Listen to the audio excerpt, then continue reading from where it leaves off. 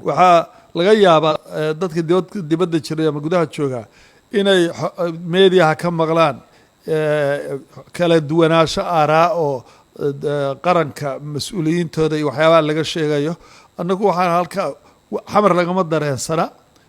inta dareensanna waa intii un meediyahaas waana wax iska dhammaanayo oo sahla oo haddana gacanta lagu hayo iska dhammaan doona ma aha waxaa ka weyn dalka ka weyn waxaa ka weyn amnigiisa waxaa ka weyn doorashadiisa waxaa ka weyn wada socodkeenna ma doonayno in muxuu ahaa la geliyo ama lagu abuuro rucbi waxa la yidhaaho ama welwel dadka la geliyo dadka waxaan rabaa inaan iyo welwelin inay rucbi gudahooda ku jirin maxaa yeeley ciidamada amniga oo noocyadooda kala duwanah waa ku filan yihiin amniga dalkan hadda inay sugaan waa lasoo dhaafay waagii la dhihi jiray muxuu ahaa saasay ahayd oo saasay ahayd waxaa gacanna siiya oo gacanta weyn laga helaana waxa waaye oo khibrad aanu leenahay ummadda soomaaliyeed gaar ahaan ummadda degan magaalada muqdisho ee caasimadda dalka ah waa garteen maanta xaaladooda iyo noloshooda iyo ilmahooda iyo tacliintooda iyo caafimaadkooda iyo horumarkooda dhaqaale meeshuu maraayo marka dadku waa fahamsan yahay annaguna waxaanu rabnaa inaanu annagu ka faa'iidaysanayno fursadda tan inaan dadka khalkhal la gelin in muxuu ahaa noloshoodii caadiga ahayd ay wataan kuna gacanna ku siiyaan ciidamadooda amniga inay muxuu ahaa la shaqeeyaan oo ciidamada amniga oo habeen iyo maalin usoo jeeda roob hadduu da-ayo hadday qorax tahay usoo jeeda oo cadowga la dagaalamaya inay muxuu ahaa gacan siiyaan usoo sheegaan la shaqeeyaan marka taasaanu muxuu ahaa maanta aanu isugu nimi annagoo saraakiisha ah maxaanu ka bedelnaa takhdiidaadkii waqti doorashaa la gale sidee dalka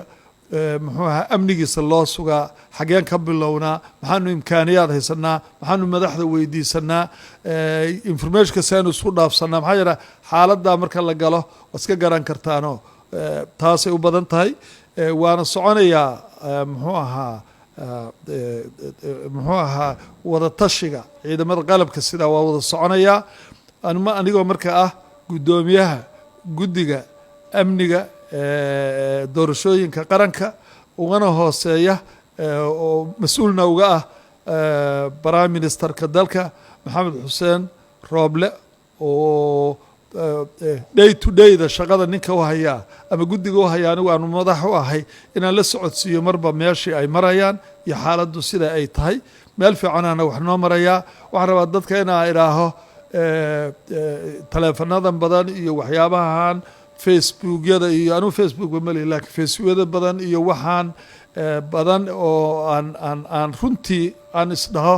qaar baan sax ahayn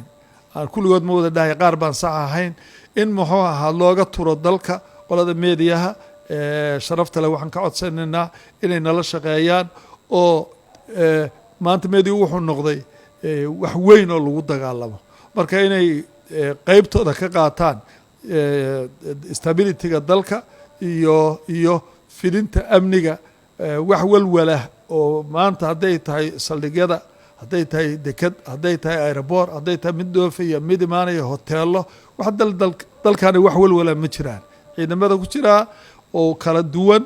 oo qoloba mas-uuliyad leedahay marna mas-uuliyad wadareed aanu leenahay ayaa gacanta ku haya intaasaan rabay inaan u sheego ummadda soomaaliyeed wasalaamu calaykum waraxmat ullaahi wabarakaatu